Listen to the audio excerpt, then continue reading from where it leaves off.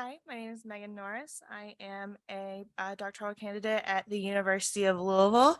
I am going to present to you today a project that myself and my mentor, Dr. Nick Knowles, have been working on how children think about loyalty and preference for in-group members and authority figures. So if you have been spending time around the conference center the last few days, you've probably seen people wearing Toronto Blue Jays jerseys. And this is a marker of group membership, these jerseys. And when you see markers of group membership in this way, this can help you make inferences about the members. For instance, we may infer that people wearing these jerseys in this group are fans of baseball. Group membership also helps us infer loyalty. In this case, this would be loyalty to a team. And loyalty is highly valued in society. So employees who have been with a company for a long time may receive pay increases over time. But you also see disloyalty is often something very serious.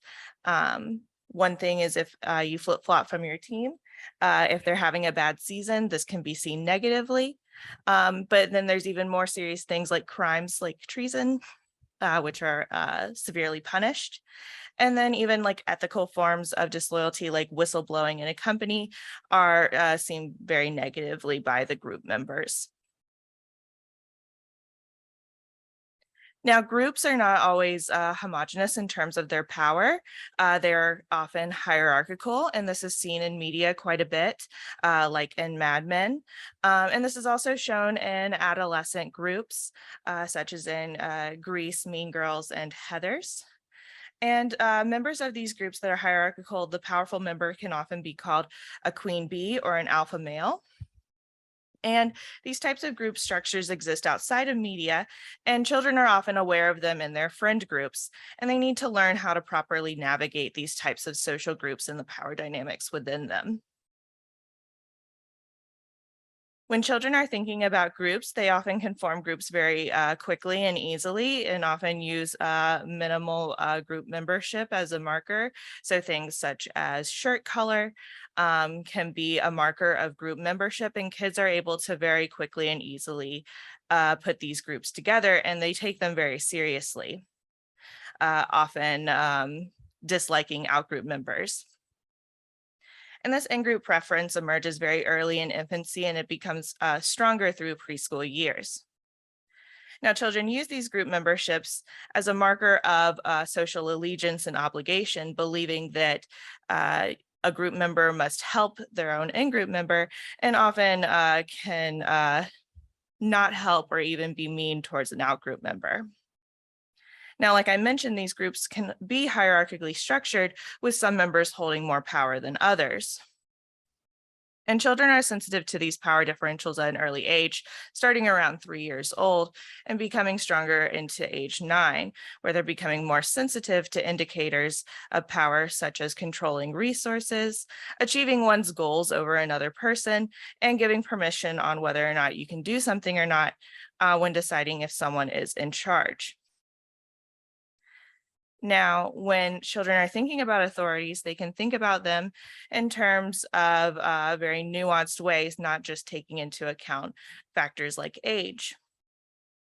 Children in this study done by Laupa in 1994 said that you should be obedient to adult teachers and do what they say, but they also said that you should listen to child hall monitors, showing that they don't just take into account age, but the authority status of the individual.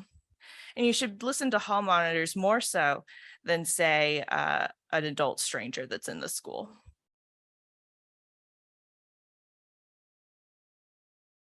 Now, when young children think about loyalty, they really like loyalty and they use it as a way to infer group membership, just like how we were talking about the baseball fans around Toronto.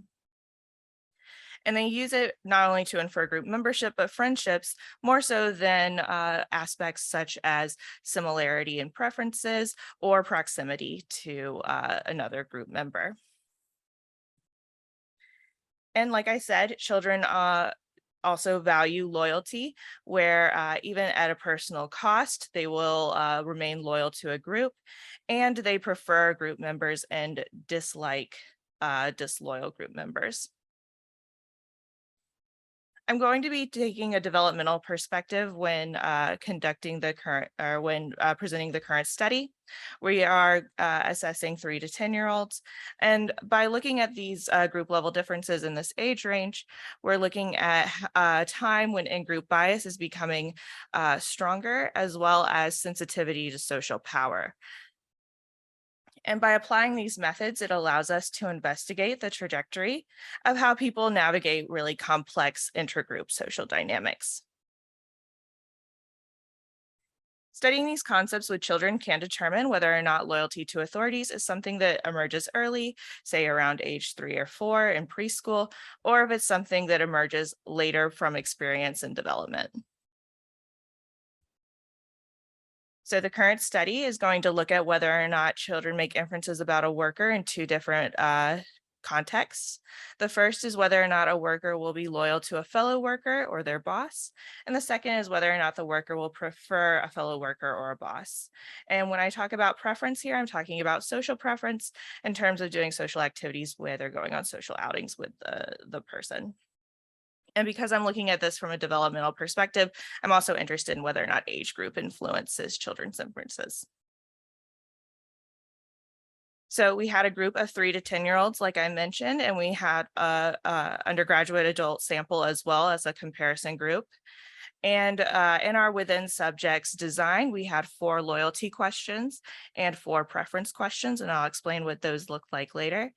And then we introduced 2 characters.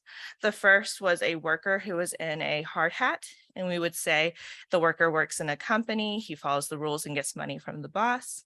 We also had our boss character in the top hat, and he runs a company, makes the rules, and gives the workers money.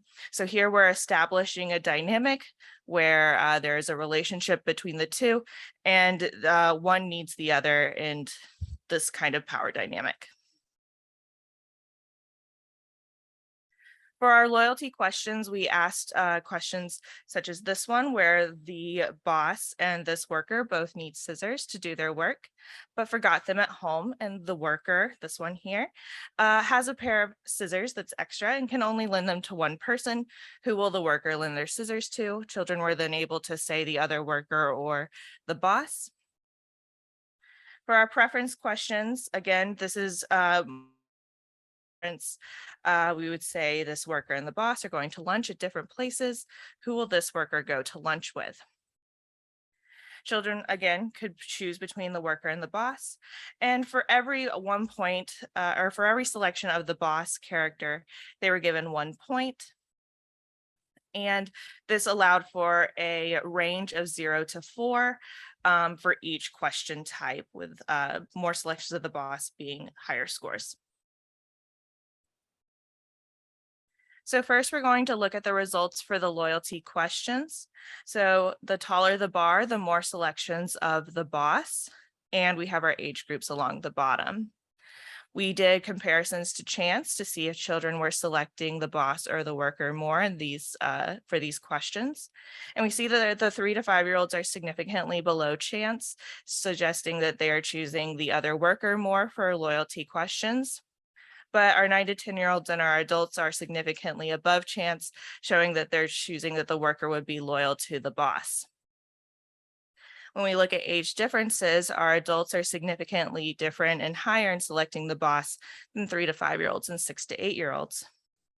And our 9 to 10-year-olds are significantly above 3 to 5-year-olds in selecting the boss on the loyalty questions. We conducted a regression analysis as well that shows that as children got older, they inferred that the worker would be loyal to the boss more so than the other worker. Now we're going to look at preference questions. So again, taller bars mean more selections of the boss with our age groups along the bottom. And our chance comparisons show that 3 to 5-year-olds, 9 to 10-year-olds, and adults are below chance, showing that they they thought the worker would have a social preference for the other worker. We only saw age differences though between our adults who are selecting the other worker most and our 6 to 8-year-olds who are at chance in their selections. And here we did not see age predicting any selections or responses to the preference questions. We did find a main effect of order for our preference questions, where if children were presented with the loyalty questions first, they were selecting the worker more for preference. However, even though there is a quantitative difference here, I do want to make sure that we see that there is no qualitative difference, where on both orders for the preference questions, children are still below chance for selecting the boss. So to conclude, we did see that young children made more selections of the worker being both loyal and preferential towards the other worker. And this is consistent with prior research on younger children or children in preschool ages having more influence on in-group favoritism. We also saw, though, that by age 9, children appear to be judging the workers' loyalty and preferences similar to those adults. And this shows that they have more of a grasp of that sophisticated kind of in-group dynamic. But an interesting thing is that these age differences show that children do have an understanding of within group dynamics, and these become more nuanced over time. Our older children starting around age 9 show that you should be loyal to authorities, but prefer in-group members more. So I would like to say thank you to the parents and children who participated in the research, Children Helping Science for recruitment, and any graduate students and undergraduates in the Kid Lab. If you have any questions, I will take some now, but also if you would like to contact me, you can do so at my email or my Twitter. And also, thank you for attending the Groups in Cooperation symposium. I've really enjoyed all the talks.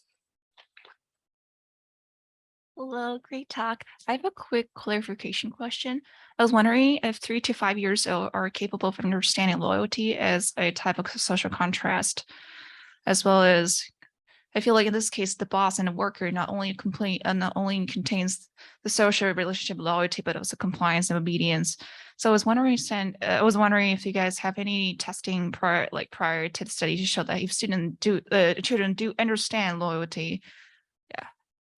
Yeah, so I do not personally have any research, but the research I showed on loyalty by Mish and colleagues did include preschool age children starting around age 3, showing that they do value loyalty, but it does take a little more time and development a little later, around 6 or 7, for it to for children to use it and for inferring group membership and friendships. That takes a little bit longer.